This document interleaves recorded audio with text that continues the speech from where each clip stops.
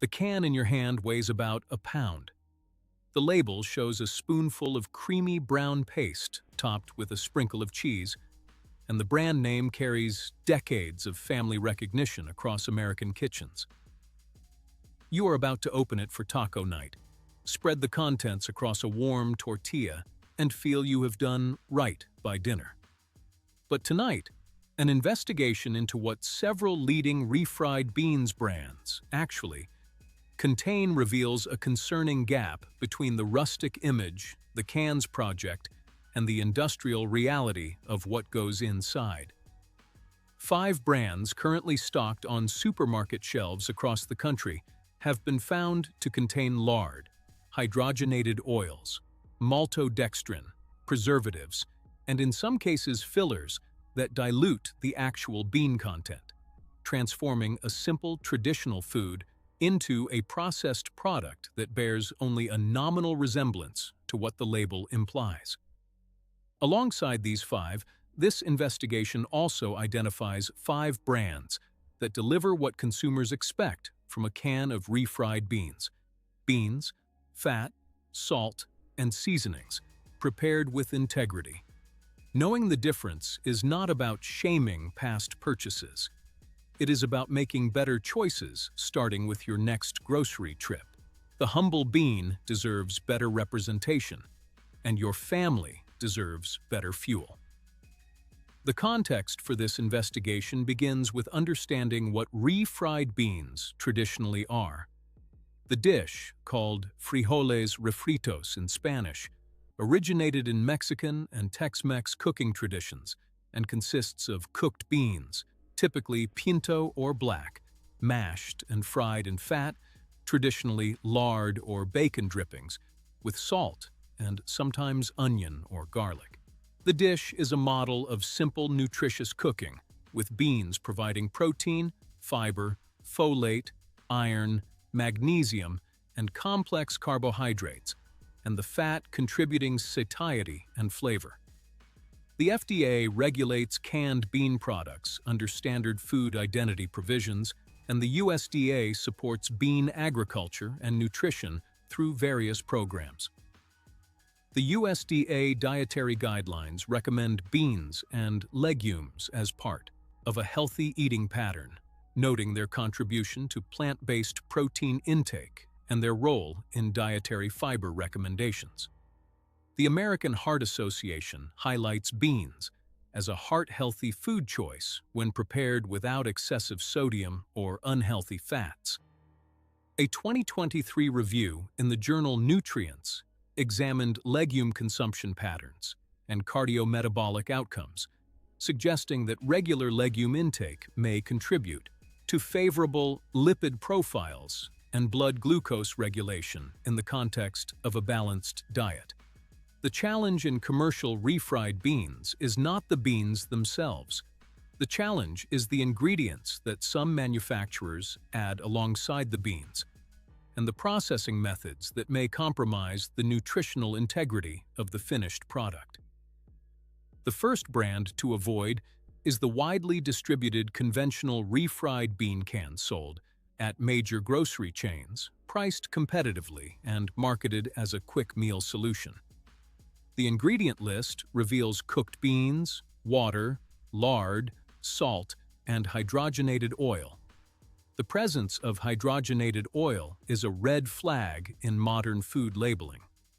While the FDA has moved to eliminate partially hydrogenated trans fats from the food supply, fully hydrogenated oils are still permitted and are used as a cost-effective fat source in some processed foods. Research suggests that the nutritional profile of fully hydrogenated oils, while not identical to the trans fats that prompted regulatory action, may not offer the same health profile as traditional fats like lard, butter, or olive oil used in proper proportions. A can of refried beans that leads with lard but then stretches the fat content with hydrogenated oil to reduce cost represents a compromise the consumer may not recognize. The second brand to avoid is the vegetarian refried bean option positioned for health-conscious consumers. often marketed in similar packaging to the conventional version but with vegetarian prominently displayed on the label. The ingredient list substitutes the lard with vegetable oils, which on its face seems like a reasonable substitution. But the specific oils often include soybean oil, cottonseed oil, and palm oil, industrial, seed oils, and tropical oils that carry their own considerations. The replacement also often includes maltodextrin and modified food starch to compensate for the texture contribution of the original fat, introducing ingredients that have no place in traditional refried beans. The third brand to avoid is the organic refried beans, positioned in the natural food section at premium pricing. Consumers assume organic equals traditional and clean, but ingredient analysis reveals that some organic refried beans include organic cane sugar, organic rice flour, organic vegetable oils, and gums that are not part of traditional preparation. Organic certification governs agricultural and processing standards, not ingredient minimalism. A can of organic refried beans with 10 ingredients is not inherently superior to a conventional can of refried beans with 5 well-chosen ingredients, and the premium price may purchase organic compliance without purchasing simpler formulation. The fourth brand to avoid is the flavored refried beans with additions like jalapeno, chipotle, or green chili. The flavor additions themselves are not problematic. The issue lies in the accompanying ingredients that often include natural flavors, yeast extract, autolyzed yeast, and preservatives that extend shelf life but deviate from traditional preparation. Yeast extract and autolyzed yeast are sources of free glutamates that contribute savory flavor, but function similarly to MSG in the food matrix, which some consumers prefer to minimize. The fifth brand to avoid is the fat-free refried beans, marketed as a diet option. Removing fat from refried beans is a category error. Fat is not an incidental ingredient in traditional refried beans. It is central to the dish's character, texture, and satiety. A fat-free version compensates for the missing fat with added water, starches, and flavor enhancers, resulting in a product that may have fewer calories but also substantially less satisfaction per serving, encouraging larger portions and undermining the weight management positioning the marketing implies. Now turn the investigation toward the brands that deliver what refried beans should be. The first brand worth seeking out is the authentic Mexican-style refried beans, imported from Mexico or produced by Mexican-American companies that honor traditional recipes. The ingredient list reads cooked pinto beans, water, lard, salt, and sometimes onion or garlic powder. That is it. The product tastes like refried beans because it is refried beans prepared the way the dish has been made for generations. The second brand worth seeking out is the high-quality domestic refried beans, sold in pouches or cans with explicit commitments to simple ingredients. These products often feature on the label the phrase beans, water, salt, and sometimes lard or olive oil, with no stabilizers, gums, or preservatives beyond the natural preservation provided by proper canning. The third brand worth seeking out is the organic refried beans from producers who treat organic as a floor rather than a ceiling, using organic pinto beans, water, salt, and organic sunflower oil or coconut oil as the fat source.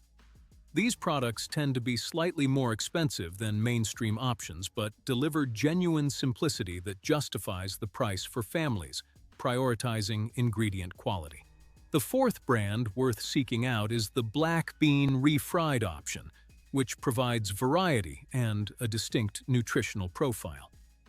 Black beans offer slightly different antioxidant content than pinto beans, with research suggesting their anthocyanin content may contribute to their dark color and antioxidant capacity.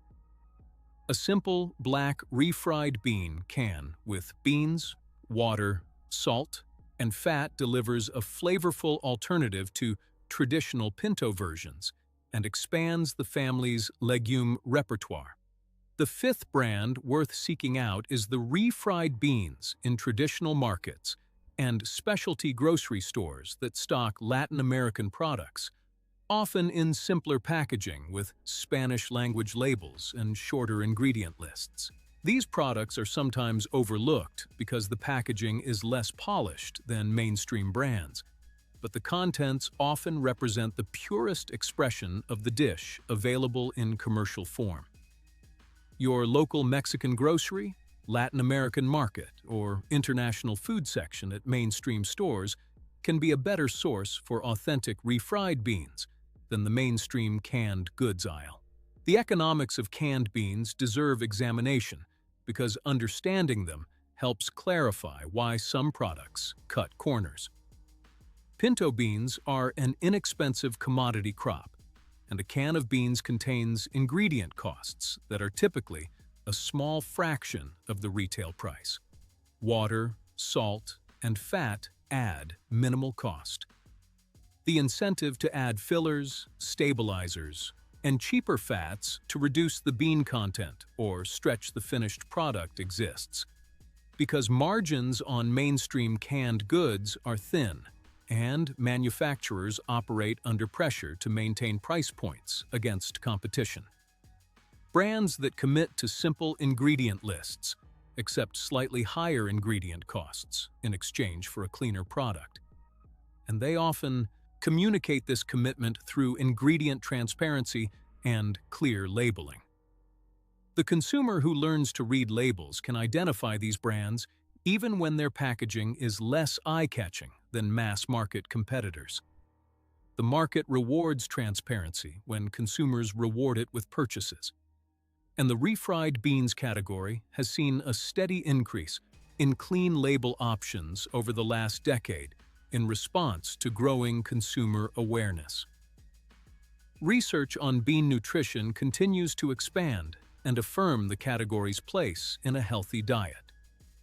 Beans deliver dietary fiber in amounts that most Americans fall short on, with the Academy of Nutrition and Dietetics noting that average fiber intake is well below recommended levels. Research suggests that dietary fiber may contribute to gut health, cardiovascular health, and weight management through multiple pathways, including microbiome diversity, cholesterol modulation, and satiety. Beans also deliver resistant starch, a carbohydrate that bypasses small intestinal digestion and becomes substrate for beneficial bacteria in the colon, potentially contributing to short-chain fatty acid production that research suggests may have systemic health implications. The folate content of beans supports red blood cell production and, for women of reproductive age, neural tube development in pregnancy. The iron and magnesium content addresses common nutritional gaps in the American diet. A simple can of properly prepared refried beans is genuinely one of the more nutritious convenience foods available, provided the ingredient list has not been corrupted by industrial shortcuts. This is why the distinction between the avoid list and the seek-out list matters so much. The difference is not a minor quality gradient. It is the difference between a nutritious traditional food and a processed product wearing the same label. Here is what your family can do, starting this week. First, audit the canned bean products currently in your pantry. Read every ingredient list and sort your cans into 2 groups based on the criteria we have discussed. Keep simple formulations for immediate use. Plan to replace complicated formulations with cleaner alternatives on your next shopping trip. Second, prioritize ingredient simplicity as your primary purchase criterion.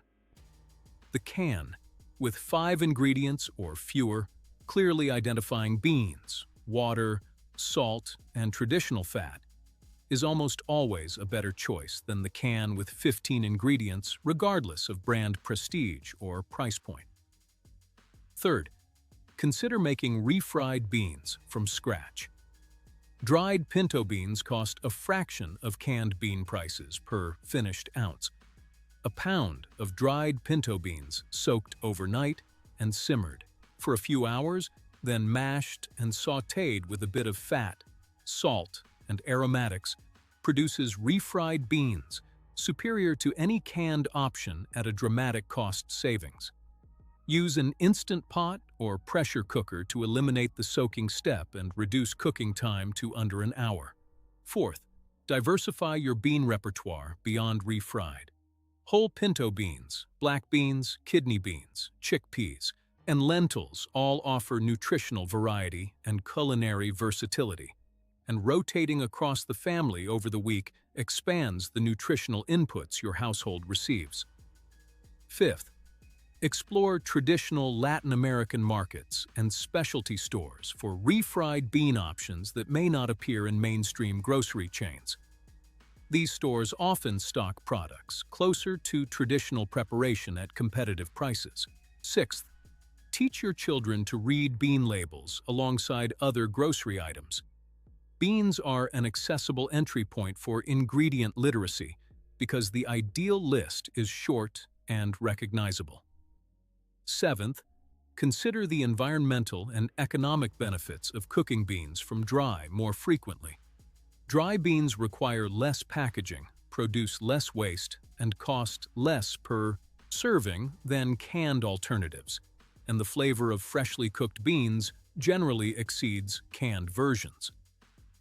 A weekly bean cooking session, integrated into a Sunday meal prep routine, provides the household with versatile protein for multiple meals. You came to this investigation expecting a simple story about canned food.